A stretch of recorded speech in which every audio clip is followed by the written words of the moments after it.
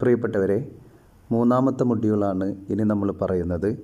Government, understanding government, അതുപോലെ theory of separation of power എന്നീ ഭാഗമാണ് ആദ്യത്തെ വീഡിയോയിൽ നമ്മൾ പറയുന്നത്. എന്താണ് ഗവൺമെൻറ് എന്ന് പറയുന്നത്?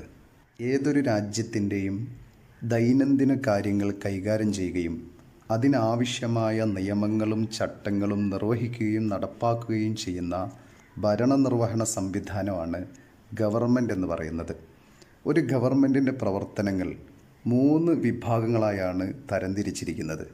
അവയാണ് രാജ്യത്തിനാവശ്യമായ നിയമങ്ങൾ നിർമ്മിക്കുന്ന പ്രവർത്തനങ്ങൾ, മറ്റൊന്ന് നിയമങ്ങൾ നടപ്പാക്കുന്ന പ്രവർത്തനങ്ങൾ, മറ്റൊന്ന് നിയമങ്ങൾ വ്യാഖ്യാനിക്കുകയും രാജ്യത്ത് നീതി പ്രഖ്യാപിക്കുകയും ഒക്കെ ചെയ്യുന്ന പ്രവർത്തനങ്ങൾ. ഇതാണ് ഒരു രാജ്യത്തെ ഗവൺമെൻറ്റിൻ്റെ പ്രധാനപ്പെട്ട ഫങ്ഷൻ എന്ന് പറയുന്നത്. ഇങ്ങനെ ഡേ ബൈ ഡേ പ്രവർത്തനങ്ങൾ രാജ്യത്ത് നടത്തുന്ന സംവിധാനമാണ് ഗവൺമെൻറ് എന്ന് പറയുന്നത്. ആധുനിക ജനാധിപത്യ ഗവൺമെൻറ്റുകളിൽ ഈ 3 പ്രവർത്തനങ്ങളും നടത്തുന്നത് 3 വ്യത്യസ്ത ഘടകങ്ങളായിട്ടാണ്, 3 വ്യത്യസ്ത സ്ട്രക്ചറായിട്ടാണ് ഈ 3 ഫങ്ഷനും നടത്തുന്നത്. അതേസമയത്ത് ജനാധിപത്യ ഭരണ സംവിധാനങ്ങൾക്ക് മുമ്പ് നമുക്കറിയാം, ഈ എല്ലാ പ്രവർത്തനങ്ങളും നടത്തുക രാജഭരണത്തിലാണെങ്കിൽ രാജാവായിരിക്കും, പട്ടാള ഭരണത്തിലാണെങ്കിൽ പട്ടാള മേധാവിയായിരിക്കും, മതാത്മകമായ ഭരണത്തിലാണെങ്കിൽ മതമേധാവിയായിരിക്കും, അതുപോലെ ഗോത്ര മുഖ്യന്മാർ ഭരിക്കുന്നൊക്കെ സ്ഥലങ്ങളുണ്ടായിരുന്നു. ആ സ്ഥലങ്ങളിൽ ആ മുഖ്യനായിരിക്കും അതൊക്കെ കൈകാര്യം ചെയ്യുക. ആ രാജ്യത്തിനാവശ്യമായ, ആ പ്രദേശത്തിനാവശ്യമായ നിയമങ്ങൾ ഉണ്ടാക്കുന്നതും നിയമങ്ങൾ നടപ്പാക്കുന്നതും നിയമങ്ങളിൽ നീതി പ്രഖ്യാപിക്കുന്നതുമെല്ലാം രാജാവായിരിക്കും, ചക്രവർത്തിമാരായിരിക്കും. ആരാണോ ഭരിക്കുന്നത് അവരായിരിക്കും. അവർക്ക് ഇഷ്ടമുള്ള രീതിയിൽ നിയമം ഉണ്ടാക്കുകയും അവർക്ക് ഇഷ്ടമുള്ള രീതിയിൽ നിയമങ്ങളെ വ്യാഖ്യാനിക്കുകയും അവർക്ക് ഇഷ്ടമുള്ള രീതിയിൽ നിയമത്തെ പ്രാവർത്തികമാക്കുകയും ഒക്കെ ചെയ്യുന്നത് ഈ രാജാക്കന്മാരുടെയും ചക്രവർത്തിമാരുടെയും അങ്ങനെ തുടങ്ങിയിട്ട് അങ്ങനെ ഏകാധിപത്യ ഭരണ സംവിധാനങ്ങളിലും സ്വേച്ഛാധിപത്യ ഭരണ സംവിധാനങ്ങളിലും ആരാണോ ഭരിക്കുന്നത് അവർ തന്നെയായിരിക്കും. അതേസമയത്ത് ആധുനിക ജനാധിപത്യ സംവിധാനങ്ങൾ വന്നപ്പോഴാണ് ഈ അധികാര സംവിധാനങ്ങളെ, ഈ പ്രവർത്തനങ്ങളെ 3 തരം ഘടകങ്ങളാക്കി മാറ്റുന്നത്. ആധുനിക ജനാധിപത്യ ഗവൺമെൻറ്റിൽ ഈ പ്രവർത്തനങ്ങൾ നടത്തുന്നതിന് 3 വ്യത്യസ്ത ഘടകങ്ങൾ ഉണ്ടായിട്ടുണ്ട്. അതാണ് ലെജിസ്ലേറ്റീവ്, എക്സിക്യൂട്ടീവ്, ജുഡീഷ്യൽ ഘടകങ്ങൾ എന്ന് പറയുന്നത്. ലെജിസ്ലേറ്റീവ് ഘടകം രാജ്യത്തിനാവശ്യമായ നിയമങ്ങളും നയങ്ങളും നിർമ്മിക്കുന്നു. എക്സിക്യൂട്ടീവ് ഘടകം അവ നടപ്പാക്കുന്നു. ജുഡീഷ്യൽ ഘടകം നിയമങ്ങൾ വ്യാഖ്യാനിക്കുകയും അവിടെ നീതി പ്രഖ്യാപിക്കുകയുമെല്ലാം ചെയ്യുന്നു. അതുകൊണ്ട് തന്നെ നമ്മൾ പൊളിറ്റിക്കൽ സിസ്റ്റം പറഞ്ഞ സമയത്ത് നമ്മൾ പറഞ്ഞിരുന്നു, ആധുനിക പൊളിറ്റിക്കൽ സയൻസിൽ ഈ പ്രവർത്തനങ്ങളെ ഇൻപുട്ട് ഔട്ട്പുട്ട് പ്രവർത്തനങ്ങളായിട്ടാണ് നമ്മൾ കാണുന്നത് എന്നത് പഠിച്ചിരുന്നു.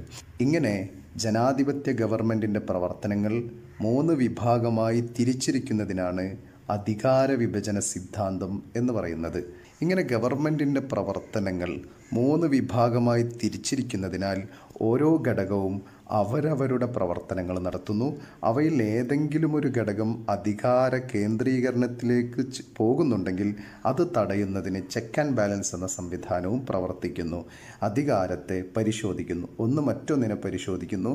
അവർ കൂടുതൽ അധികാരം എടുക്കുന്നുണ്ടെങ്കിൽ അതിനെ ബാലൻസ് ചെയ്യുന്നതിനുള്ള, സന്തുലിതമാക്കുന്നതിനുള്ള ചില പ്രവർത്തനങ്ങളും നടത്തുന്നു. ഇതിനെക്കുറിച്ചൊക്കെ നമ്മൾ വിശദമായി പറയുന്നതാണ്.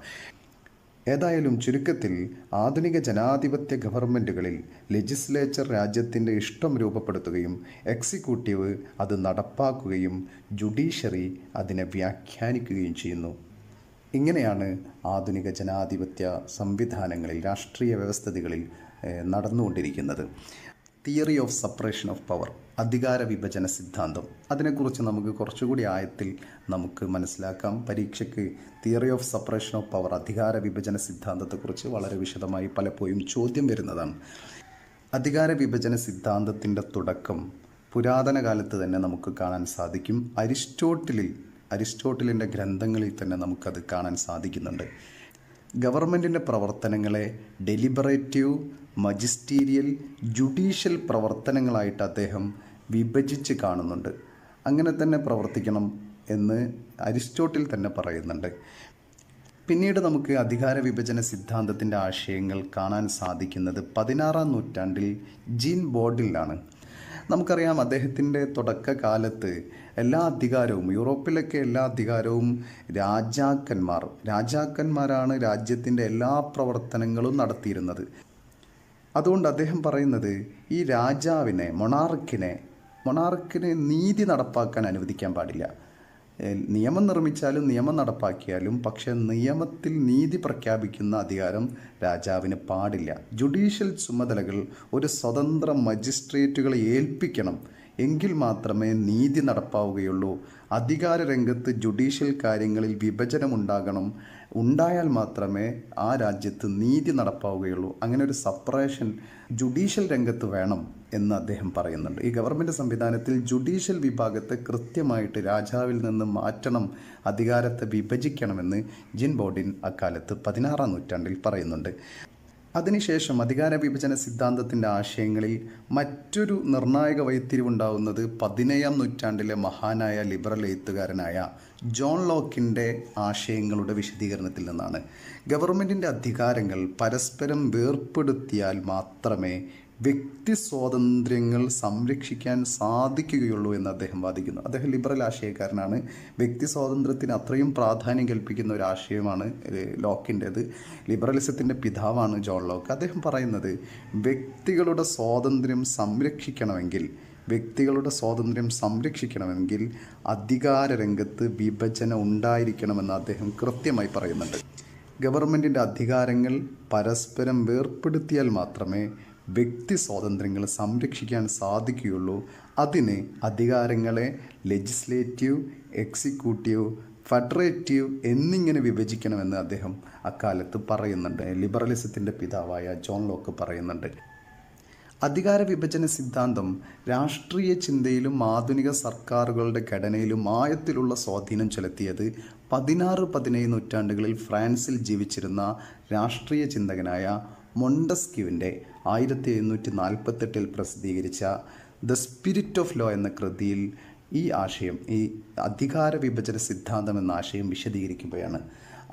മൊണ്ടസ്ക്യൂ ആണ് വളരെ ക്ലിയർ കട്ടായിട്ട് ഈ ആശയത്തെ പറയുന്നത്. അതുകൊണ്ട് തന്നെ അധികാര വിഭജന സിദ്ധാന്തത്തിൻ്റെ പിതാവായിട്ടൊക്കെ മൊണ്ടസ്ക്യൂയാണ് നമ്മൾ പറയുന്നത്. കാരണം ഇത്രയും കൃത്യമായിട്ട് വളരെ വിശദമായിട്ട് അദ്ദേഹം ഈ അധികാര വിഭജന സിദ്ധാന്തം എങ്ങനെയായിരിക്കണമെന്ന് വളരെ കൃത്യമായിട്ട് മൊണ്ടസ്ക്യൂയാണ് പറയുന്നത്. അപ്പോൾ മൊണ്ടസ്ക്യൂവിൻ്റെ ദ സ്പിരിറ്റ് ഓഫ് ലോ, നിയമങ്ങളുടെ ആത്മാവ് എന്ന 1748 പ്രസിദ്ധീകരിച്ച പുസ്തകത്തിലാണ് അദ്ദേഹം ഈ ഒരു ആശയത്തെ, the theory of separation of power എന്ന് പറയുന്ന ആശയത്തെ വളരെ കൃത്യമായിട്ട് പറയുന്നത്. മൊണ്ടസ്ക്യൂവിൻ്റെ അഭിപ്രായത്തിൽ അധികാരം ഒരൊറ്റ വ്യക്തിയിലോ ഒരൊറ്റ കേന്ദ്രത്തിലോ കേന്ദ്രീകരിക്കുന്നത് സ്വേച്ഛാധിപത്യത്തിനും ഏകാധിപത്യ ദുരുപയോഗത്തിനും കാരണമാകും. അതുകൊണ്ട് അധികാരം 3 ബ്രാഞ്ചുകളിലായിട്ട് വിഭജിക്കണം. ലെജിസ്ലേറ്റീവ് ബ്രാഞ്ച് നിയമങ്ങൾ നിർമ്മിക്കണം, എക്സിക്യൂട്ടീവ് ബ്രാഞ്ച് ആ നിയമങ്ങൾ നടപ്പാക്കണം, ജുഡീഷ്യൽ ബ്രാഞ്ച് നിയമങ്ങൾ വ്യാഖ്യാനിക്കുകയും നീതി പ്രഖ്യാപിക്കുകയും ചെയ്യണം. ഈ ത്രികക്ഷി വേർതിരിവ് അധികാരത്തിൻ്റെ അനിയന്ത്രിതമായ പ്രയോഗത്തിനെതിരായ ഒരു സംരക്ഷണമായിട്ട്, ഒരു കവചമായിട്ട്, അധികാരത്തിൻ്റെ ദുർവിനിയോഗത്തിനെതിരായിട്ടുള്ള ഒരു കവചമായിട്ട് പ്രവർത്തിക്കുന്നു. ഓരോ ബ്രാഞ്ചിനും മറ്റുള്ളവരുടെ പ്രവർത്തനങ്ങൾ പരിമിതപ്പെടുത്താനും മേൽനോട്ടം വഹിക്കാനും കഴിയുന്ന ഒരു പരിശോധനയുടെ ബാലൻസുകളുടെ ഒരു സംവിധാനം, അതാണ് ചെക്ക് ആൻഡ് ബാലൻസ് എന്ന് പറയുന്ന സംവിധാനം. ഏതെങ്കിലും ഒരു ബ്രാഞ്ച് കൂടുതൽ അധികാരം ഉപയോഗിക്കുന്നുണ്ടെങ്കിൽ ആ അധികാരത്തെ തടയുന്നതിന് വേണ്ടിയുള്ള ചില ശ്രമങ്ങളും അതിൻ്റെ ഭാഗമായിട്ട് അദ്ദേഹം ചെക്ക് ആൻഡ് ബാലൻസ് എന്ന് പറഞ്ഞിട്ടുള്ള സംവിധാനവും മുന്നോട്ട് വെക്കുന്നുണ്ട്. അപ്പോൾ അധികാര ദുർവിനിയോഗം തടയാനും വ്യക്തി സ്വാതന്ത്ര്യം സംരക്ഷിക്കാനും രാജ്യത്തെ നിയമവാഴ്ച നിലനിർത്താനും ഈ അധികാര വിഭജന സിദ്ധാന്തം അദ്ദേഹം മുന്നോട്ട് വെച്ചുകൊണ്ട്, ഇങ്ങനെ അധികാര വിഭജന സിദ്ധാന്തം ഉണ്ടെങ്കിൽ ഈ എല്ലാവിധ അധികാര ദുർവിനിയോഗങ്ങളും തടയാൻ സാധിക്കുമെന്ന് മൊണ്ടസ്ക്യൂ പറയുന്നു. അധികാര വിഭജനത്തിൻ്റെ അടിസ്ഥാനത്തിൽ നന്നായി ക്രമീകരിച്ച ഒരു ഗവൺമെൻറ്റിന് ഈ വ്യത്യസ്ത ബ്രാഞ്ചുകളുടെ യോജിപ്പുള്ള പ്രവർത്തനം ആവശ്യമാണെന്ന് അദ്ദേഹം വിശ്വസിച്ചു. ഓരോ ബ്രാഞ്ചുകൾക്കും മറ്റുള്ളവരുടെ പ്രത്യേക അവകാശങ്ങൾ ലംഘിക്കാതെ അതിൻ്റെ ഉത്തരവാദിത്തങ്ങൾ നിറവേറ്റാൻ മതിയായ സ്വാതന്ത്ര്യവുമുണ്ട്. മൊണ്ടസ്ക്യൂവിൻ്റെ സിദ്ധാന്തത്തിൻ്റെ പ്രയോഗം വിവിധ ആധുനിക ജനാധിപത്യ സർക്കാരുകളെ രൂപപ്പെടുത്തുന്നതിൽ നിർണായകമായ പങ്കുവഹിച്ചു. ആധുനിക ജനാധിപത്യ രാഷ്ട്രവ്യവസ്ഥകൾ ഉണ്ടായത് തന്നെ മൊണ്ടസ്ക്യൂവിൻ്റെ ഈ ആശയത്തെ മുന്നിൽ നിർത്തിയാണ്, ഈ ആശയത്തിൻ്റെ സ്വാധീനത്തിൻ്റെ ഫലമായിട്ടാണ്. ജനാധിപത്യ ആശയത്തെ എങ്ങനെയാണ് അധികാരത്തിൻ്റെ സംവിധാനത്തിലേക്ക് ഉപയോഗപ്പെടുത്തണം എന്ന ആശയം പ്രാവർത്തികമാക്കുന്നത് ഈ മൊണ്ടസ്ക്യൂവിൻ്റെ ആശയത്തിൻ്റെ പ്രായോഗിക തലത്തിലൂടെയാണ്. അപ്പോൾ മൊണ്ടസ്ക്യൂവിൻ്റെ സിദ്ധാന്തത്തിൻ്റെ പ്രയോഗം വിവിധ ആധുനിക ജനാധിപത്യ രാഷ്ട്രങ്ങളെ രൂപപ്പെടുത്തുന്നതിൽ നിർണായകമായ പങ്കുവഹിച്ചു. ഉദാഹരണത്തിന് യുണൈറ്റഡ് സ്റ്റേറ്റിൻ്റെ ഭരണഘടന ഉണ്ടാക്കിയപ്പോൾ ഈ ലെജിസ്ലേറ്റീവ്, എക്സിക്യൂട്ടീവ്, ജുഡീഷ്യൽ ബ്രാഞ്ചുകൾക്കിടയിൽ വ്യക്തമായ അധികാര വിഭജനമുണ്ടായി. ഈ സമ്പ്രദായം നൂറ്റാണ്ടുകളായിട്ട് അമേരിക്കയിൽ ഇപ്പോഴും നിലനിൽക്കുന്നു. പിന്നീട് മൊണ്ടസ്ക്യൂവിൻ്റെ സിദ്ധാന്തത്തിൻ്റെ പ്രയോഗം വിവിധ ആധുനിക ജനാധിപത്യ സർക്കാരുകൾ രൂപപ്പെടുത്തുന്നതിൽ നിർണായകമായ പങ്കുവഹിച്ചു. ഒരുപാട് രാജ്യങ്ങൾ സ്വാതന്ത്ര്യം പ്രഖ്യാപിച്ച്, ഇപ്പോൾ നമുക്കറിയാം ഇന്ത്യയെപ്പോലെ മറ്റു രാജ്യങ്ങളെപ്പോലെ ലാറ്റിൻ അമേരിക്കയിലും ആഫ്രിക്കയിലും അതുപോലെ ഏഷ്യയിലുമൊക്കെ ഉണ്ടായിരുന്ന ഒരുപാട് രാജ്യങ്ങൾ രണ്ടാം ലോക മഹായുദ്ധത്തിന് ശേഷം സ്വാതന്ത്ര്യം പ്രഖ്യാപിച്ചുകൊണ്ട് പുതിയ രാജ്യങ്ങളായി വന്നു. അതുപോലെ അതിനു മുമ്പായിട്ടും കുറേ രാജ്യങ്ങളൊക്കെ ഉണ്ടായി. ഇപ്പോഴും ഉണ്ടാവുന്ന രാജ്യങ്ങളെല്ലാം ജനാധിപത്യത്തിലേക്ക് കാലെടുത്ത് വെച്ച് അധികാര സംവിധാനങ്ങൾ ജനാധിപത്യ സംവിധാനങ്ങളുടെ രീതിയിലേക്ക് മാറ്റുന്നതിൽ ഈ മൊണ്ടസ്ക്യൂവിൻ്റെ ആശയം നിർണായകമായ പങ്കുവച്ചു. മൊണ്ടസ്ക്യൂവിൻ്റെ ഈ ആശയം, ഈ സിദ്ധാന്തം ലിബറൽ രാഷ്ട്രീയ സിദ്ധാന്തത്തിൻ്റെ, ലിബറൽ ജനാധിപത്യ സംവിധാനത്തിൻ്റെ മൂലക്കല്ലായിട്ട് തുടരുന്നു. ലോകമെമ്പാടുമുള്ള ഭരണഘടനാ നിർമ്മാതാക്കളെയും പണ്ഡിതന്മാരെയും നയതന്ത്രജ്ഞരെയും ഇത് പ്രചോദിപ്പിച്ചു. ഭരണകൂടത്തിൻ്റെ ഏകപക്ഷീയമായ നടപടികൾക്കെതിരെയും വ്യക്തികളുടെ സ്വാതന്ത്ര്യം സംരക്ഷിക്കാനും ഈ അധികാര വിഭജന സിദ്ധാന്തം ശ്രമിക്കുന്നു. ഇത് ജനാധിപത്യ സംവിധാനത്തിൻ്റെ മൂലക്കല്ലായിട്ട് പ്രവർത്തിക്കുന്നു. ഇനി നമുക്ക് ഈ അധികാര വിഭജന സിദ്ധാന്തത്തിലെ ലെജിസ്ലേച്ചറിനെ കുറിച്ചും എക്സിക്യൂട്ടീവിനെ കുറിച്ചും ജുഡീഷ്യറിയെക്കുറിച്ചും അതിൻ്റെ പ്രവർത്തനങ്ങളെക്കുറിച്ചും വളരെ വിശദമായിട്ട് നമുക്ക് അടുത്ത ഭാഗങ്ങളിലായിട്ട് പറയാം. ഓക്കെ.